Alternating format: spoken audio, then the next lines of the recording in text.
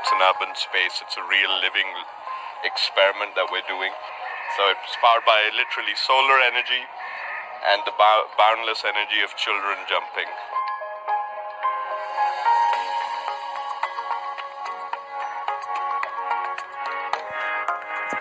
93% of kids today breathe in polluted air according to the WHO. I think it's important.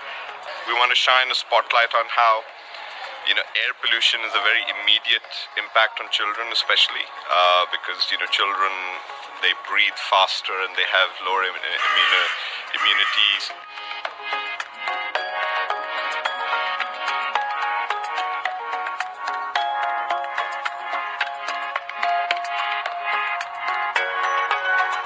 It incorporates microalgae, and it takes the power of microalgae in terms of its ability to remetabolize carbon dioxide and extract pollutants from the air, and it releases oxygen.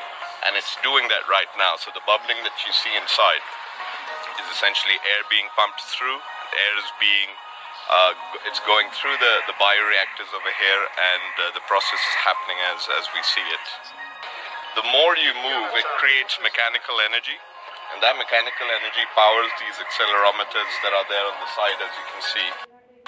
And that actually, in turn, powers LED lights, which powers the algae's photosynthetic abilities. We basically came here to both build awareness, but also show that there are very engaging ways that we can solve this, We won't solve everything, but we will make an impact one action at a time.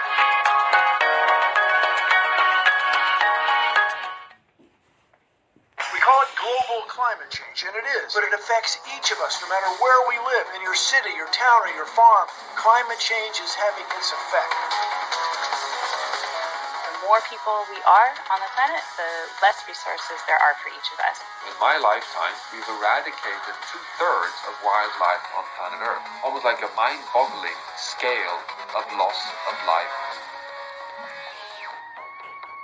The Colorado River is drying up. We use and discard so much plastic into the world that it finds its way into our food chain. Joshua Tree National Park. In the next century, all of this could disappear. Sounds grim? Well, it kind of is.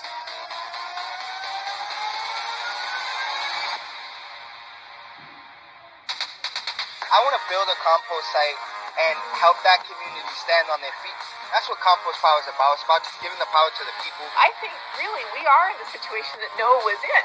And the question now is, what can we save? How else can I give back? How else can I make my energy matter? We as tribal people, we're very dedicated to our homelands. If we can live in harmony with nature, then we are able to harness nature for these paradigm-shifting solutions. We need to preserve our soil. The good news is we can build it. Only what you love would you protect, and only what you learn about can you come to love.